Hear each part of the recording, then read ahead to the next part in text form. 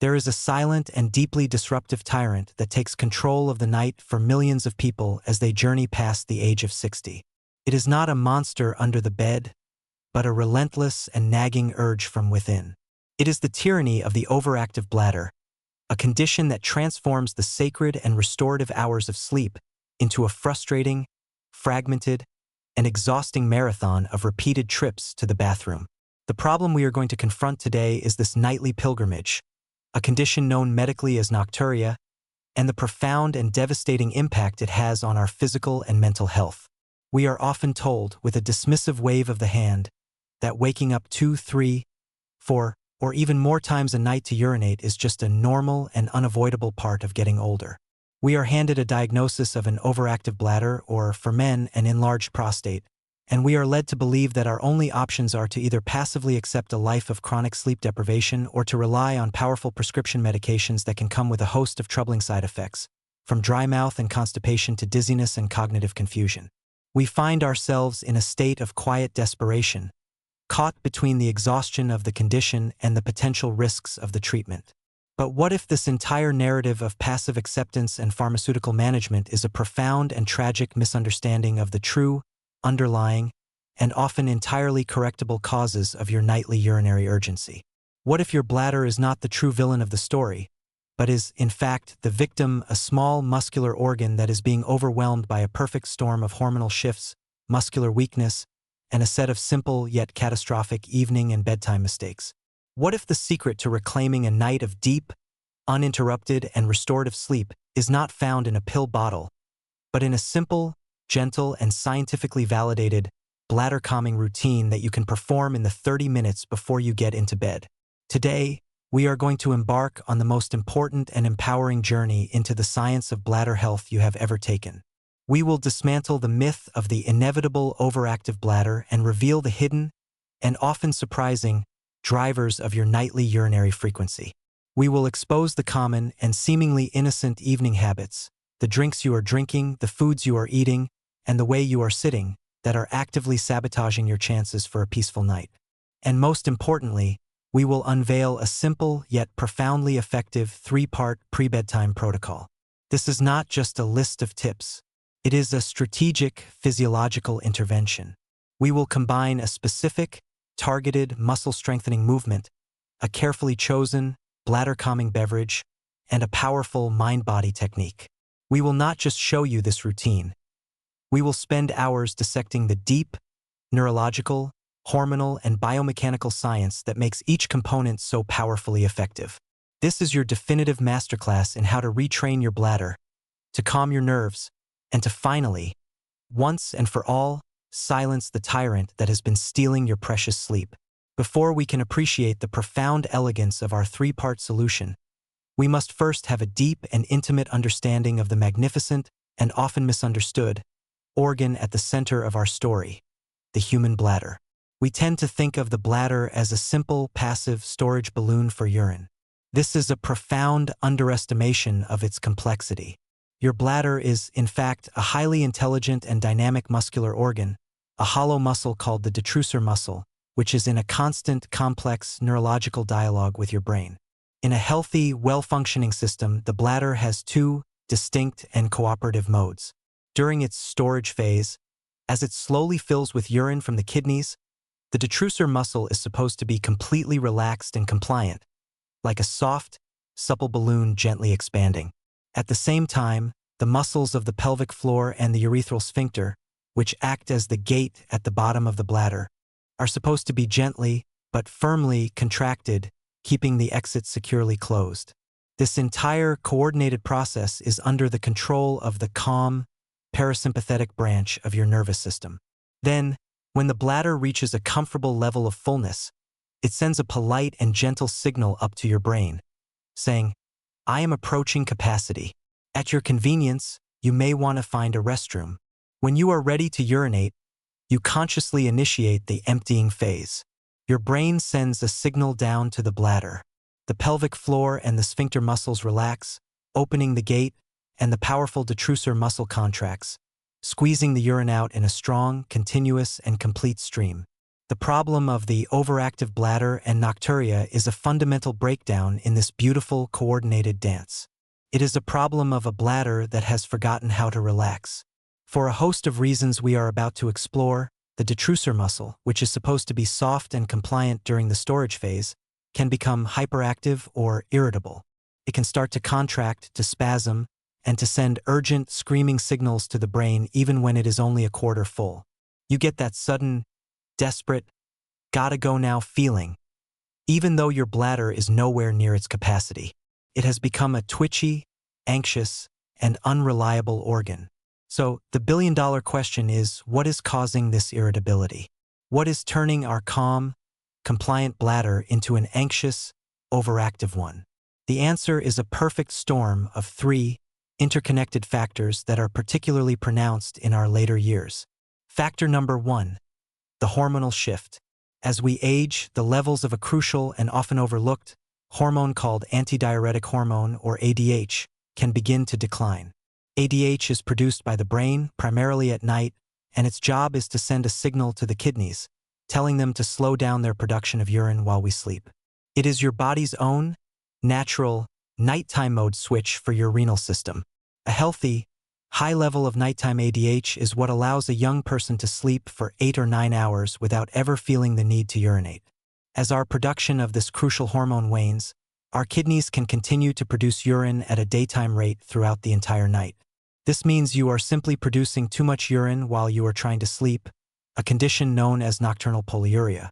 Factor number 2, the muscular weakness. The entire, elegant system of bladder control is dependent on a strong and functional set of muscles that form the floor of your pelvis. The pelvic floor muscles are a hammock-like sling of muscles that support your bladder, your uterus in women, and your rectum. They are also responsible for maintaining the gentle, constant closing pressure on your urethra. As we age, and particularly for women after childbirth and menopause, these crucial muscles can become weak, stretched, and disengaged. A weak pelvic floor is like having a faulty foundation under your bladder. It can allow the bladder to sag, and it fails to provide the secure, closing force needed to confidently hold back the urine, contributing to both urgency and leakage. Factor in men, the enlargement of the prostate gland, BPH, creates a physical obstruction, making it difficult to fully empty the bladder. This residual urine that is left behind after each urination means that the bladder is never truly empty.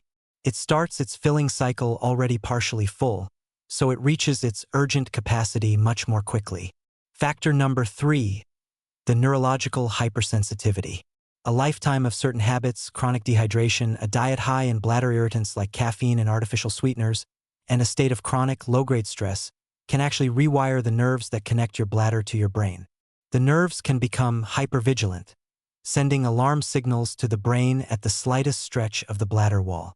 Your bladder is not actually full, but your brain is being tricked into thinking that it is. When you combine these three factors, the hormonal failure to reduce nighttime urine production, the muscular failure to properly support and control the bladder, and the neurological failure of an oversensitive signaling system, you have created the perfect, tragic storm of nocturia. Our 3-part pre-bedtime protocol is a stroke of physiological genius because it is designed to systematically and simultaneously address all 3 of these root causes. Let's begin with the first and most active component of our Reclaim the Night routine. This is component number 1, the pelvic floor activation, also known as Kegel exercises. The problem this simple, yet profoundly powerful movement solves is the problem of muscular weakness, the faulty foundation beneath your bladder. You cannot have a calm, continent bladder without a strong, responsive, and well-conditioned pelvic floor. It is a biological non-negotiable. The Kegel exercise is the most direct and effective way to isolate, to strengthen, and to re-engage these forgotten, yet absolutely vital muscles. The biggest challenge with Kegels is not the exercise itself, but correctly identifying the muscles you are trying to work.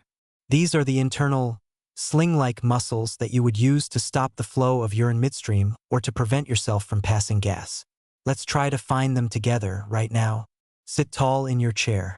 Without tensing your buttocks, your thighs, or your abdominal muscles, I want you to gently draw upward and inward the muscles around your anus and your urethra as if you are trying to lift your entire pelvic floor up towards the center of your body.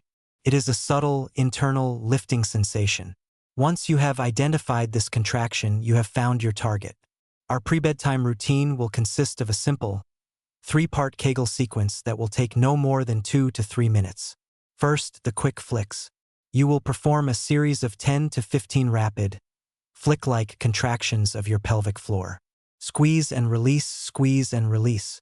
This is like a warm-up for the muscle, and it helps to improve the fast twitch response of the muscle fibers, which is crucial for preventing a sudden leak when you cough or sneeze. Second, the sustained holds. Now, you will perform a long, slow, and deep contraction of the pelvic floor.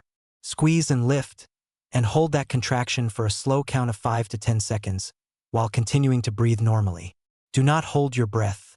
Then, and this is just as important, slowly and completely release the muscle for a full 10 seconds. A tight, overworked pelvic floor can be just as problematic as a weak one. The ability to fully relax the muscle is crucial. You will repeat this sustained hold and release cycle 5 to 10 times. This is the part of the exercise that builds true foundational strength and endurance in the muscle. Third, the elevator. To finish, you will visualize your pelvic floor as an elevator. You will slowly, and with great control, lift the elevator up, floor by floor, 25% contraction, 50%, 75%, 100%. Hold at the top for a moment, and then, with equal control, slowly lower the elevator back down, floor by floor. This final exercise improves your fine motor control and your conscious connection to these crucial muscles. By performing this simple 2 to 3 minute routine every single night before bed, you are, over time, rebuilding the very foundation of your bladder control. You are creating a strong, supportive hammock for your bladder and a powerful, reliable gate for your urethra. This is the first and most critical mechanical step to silencing your overactive bladder. Now that we have addressed the muscular foundation, we must turn our attention to the liquid environment. This brings us to component number 2, the bladder calming nightcap. The problem this addresses is twofold: the failure to reduce nighttime urine production, the ADH problem, and the constant irritation of the bladder lining by the wrong kinds of fluids. The mistakes we make with our evening beverages are one of the most common and most easily correctable causes of nocturia. Let's first identify the villains. The number one enemy of a calm, nighttime bladder is, of course, caffeine. Caffeine is a triple threat.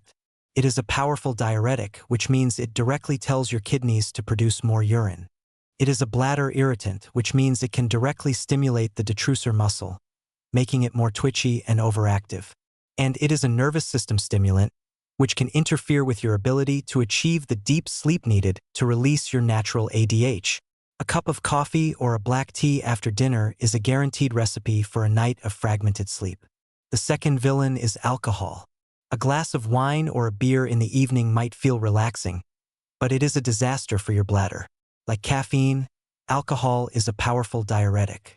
It also suppresses the nighttime release of ADH, directly sabotaging your body's own, natural, night mode switch. And as the alcohol is metabolized, it can disrupt your sleep architecture, pulling you out of the deep, restorative stages. The third, and often hidden, villain is the category of sugary and artificially sweetened drinks. Both sugar and artificial sweeteners can be potent bladder irritants for many people, contributing to that feeling of neurological hypersensitivity. So, the first rule of our protocol is a strict liquid curfew. You should aim to stop consuming all liquids at least 2 to 3 hours before your intended bedtime. This gives your kidneys enough time to process the fluids you have consumed during the day and for you to empty your bladder completely before getting into bed. But what about that final pre-bedtime hour? Is there anything we can drink that might actually help? The answer is yes.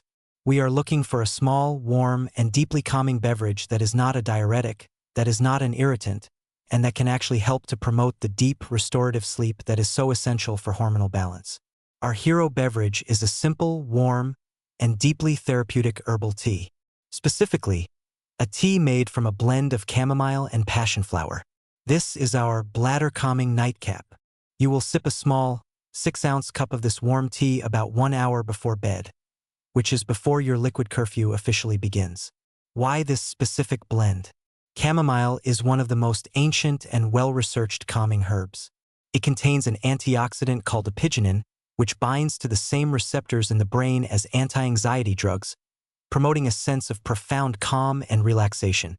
It also has a mild, antispasmodic effect, which can help to relax the irritable detrusor muscle of the bladder itself. Passion flower is another powerful, nerve-calming herb. It has been shown to increase the levels of the calming neurotransmitter, GABA, in the brain. As we know, a brain that is rich in GABA is a brain that is ready for deep, restorative sleep. By sipping this small, warm, and therapeutic tea, you are doing several powerful things. The warmth itself is relaxing to the entire pelvic region.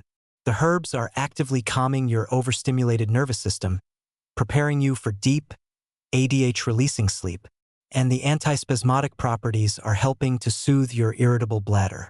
This is a targeted, multi-system calming intervention. We now have the strong muscular foundation and the calm, liquid environment.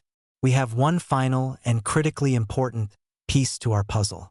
We must directly address the neurological hypersensitivity, the faulty hair trigger signaling system between the bladder and the brain. This brings us to component number 3, the bladder-brain retraining breath. The problem this practice solves is the deeply ingrained and often unconscious habit of bladder anxiety. Over years of experiencing urinary urgency, our brains become rewired. We develop a hypervigilance, a constant, low-grade monitoring of the sensations in our bladder. At the slightest hint of a feeling of fullness, our brain's alarm system goes off, creating a surge of anxiety and a powerful, conditioned urge to urinate immediately. We are trapped in a feedback loop of sensation and anxiety. The only way to break this loop is to consciously and deliberately retrain the brain. We must teach it that the sensation of a filling bladder is not a 5-alarm fire. We must teach it to remain calm. And the most powerful tool we have for calming the brain's alarm system is our own slow, deep diaphragmatic breath. Our 1 to 2 minute pre-bedtime practice is a form of bladder meditation. After you have emptied your bladder for the final time and you are lying comfortably in bed, you will perform this simple, yet profoundly effective mind-body technique. Close your eyes, place your hands on your lower abdomen, and begin the practice of deep, harakokyu, or belly breathing, that we have learned in other contexts. Inhale slowly and deeply through your nose for a count of 4, feeling your belly expand. And exhale very slowly and very completely through your mouth or nose for a count of 6 or 8. As you are doing this slow, exhale-dominant breathing, you are powerfully stimulating your vagus nerve and shifting your entire nervous system into a state of profound, parasympathetic calm. Now, as you continue this breathing, you will bring a gentle, non-judgmental awareness to the area of your bladder. I want you to simply notice the sensations there, without labeling them as good or bad. And as you exhale, I want you to consciously imagine that you are sending your warm, calming breath down into your pelvic floor, into your bladder itself. Imagine that with every long, slow exhalation, you are bathing your bladder in a wave of relaxation. You are sending it a message of safety. You are telling it, you do not need to be on high alert. You are safe. You can relax. You can be soft and compliant. This simple 1 to 2 minute practice of combining deep, diaphragmatic breathing with a mindful, calming awareness of your bladder is a powerful act of neurological repatterning. You are using your breath to uncouple the sensation of fullness from the response of anxiety. You are teaching your brain to have a new, calmer relationship with your bladder. It is the final, essential step in creating a state of deep, nocturnal, neurological peace. Let us now step back and behold the beautiful, holistic, and profoundly logical system we have created.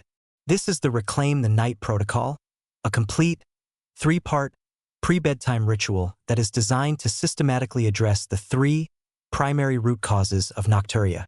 It begins in the 30 minutes before bed with your 2 to 3 minute pelvic floor activation routine.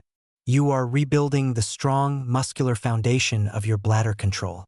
It is followed by your small, 6-ounce, bladder-calming nightcap of chamomile and passion flower tea, consumed about an hour before bed, to soothe your nerves and your bladder lining. And it culminates in the final moments before you drift off to sleep with your 1 to 2 minute bladder-brain retraining breath which is a powerful act of neurological repatterning and deep parasympathetic calming. This is a strategy of profound empowerment. It is the definitive rejection of the disempowering and simply untrue narrative that you are a helpless victim of an aging bladder. You now understand the complex interplay between your hormones, your muscles, and your nerves.